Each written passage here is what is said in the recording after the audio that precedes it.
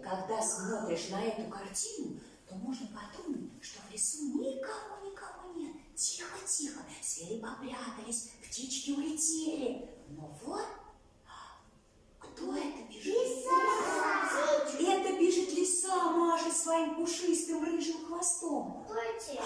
А вот это кто под елочкой? Под елочкой спряталась зайчиха со своим маленьким зайчонком. Ребята, зайчонок только что родился. Всех зайчат, которые рождаются осенью, называют листопадничками, Саш. А почему, как вы думаете, Саш? Осенью листья опадают. Хорошо. Кто здесь? Вот здесь? Кто это?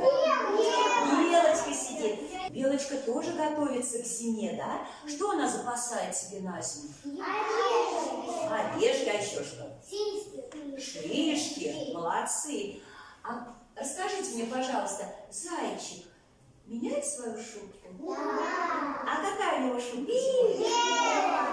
А ручки ваши где? А почему он меняет шубку?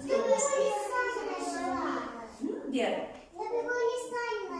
Так. И волк, а еще? Медведь, ты что делает зимой? Спит медведь зимой. Что? Правильно, чтобы его охотник не заметил в белом снегу. Белочка, кстати, тоже меняет свою шубку с рыжей на серенькую, чтобы ее на коре деревьев тоже не было заметно. Вот так, ребятки. А вот это кто там забралась? Птичка. Какая птичка? Синичка. Синичка? Нет, кто это?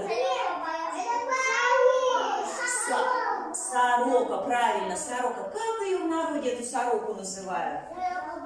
Белобок. Ребята, а еще осенью в лесу очень много разных звуков раздается. Сейчас мы с вами послушаем. Птички. Что это? Птички поют. Птички поют. А еще осенью что? Дождь. Слышите шум дождя? Ну, какой дождь идет сильный. Правильно. А еще, ребята, в лесу осенью много грибов. Сейчас я вам буду загадывать загадки, а отгадка появится на экране. Слушайте внимательно. Не спорю, не белый. Я, братцы, попроще. Расту я обычно в березовой роще. Под березовик. Вот, ребятки, посмотрите, вырос под березкой. Под березовик, да? Хорошо. Слушайте следующую загадку. На пеньке сидят братишки, все в веснушках, как мальчишки. Это дружные ребята называются... Опята. Вон они, опята, на пенечке, как дружно растут.